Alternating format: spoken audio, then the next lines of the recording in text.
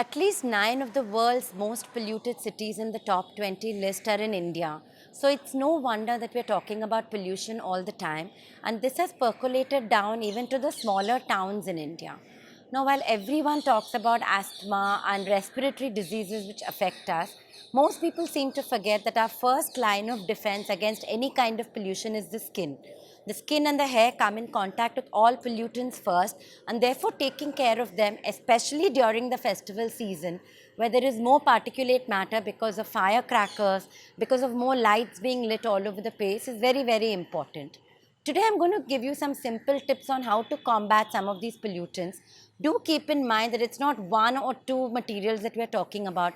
We've got aluminium particles, we've got oxides, nitrates, sulfur, all the ethylenes and alcohols that are floating around, and therefore it's very, very important to be aware of this and take care of our skin and hair.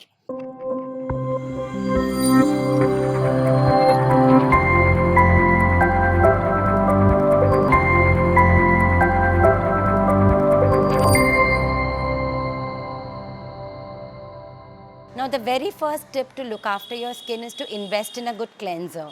And why am I using the word invest? Because it is not okay to just wash your face with plain water or use any soap that's lying around.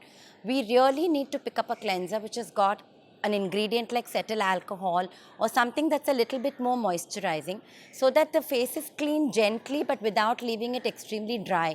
Because the more you dry your face, the more you'll need to put a moisturizer, and putting multiple products, especially when there's pollution, is really like an attractant to get those pollutants into your skin. The second important tip that I want to give you is, any of you who've already got skin problems, whether it's pimples, whether it's acne, whether it's pigmentation, whether it's rosacea, you need to be even more careful because pollution worsens many of these conditions. So if you do have any of these, do start just before the festival season by visiting a dermatologist. Get all these problems sorted before you get into the height of festivities. The third and most important tip that I want to give you is, for ideal skincare routines, we always recommend a moisturizer and a sunscreen. However, with the humidity that's given in this season and also with all the particulate matter that is out there, you may not want to use two products, especially when you're stepping out into the sun. So rather than use a moisturizer with an SPF, which is what most people tend to do, my advice to you is to use a sunscreen which is a moisturizer. So invest first in the sunscreen, which is both UVB and UVA blocking.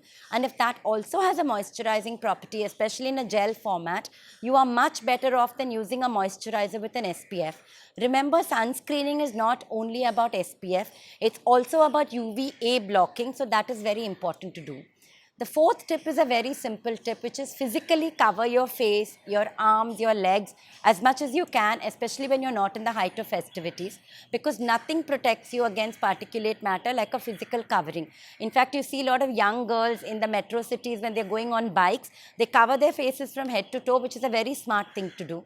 I'm not suggesting that we celebrate Diwali by wearing a mask on our faces, but it's not a bad idea in between festivities when we travel to keep our faces covered.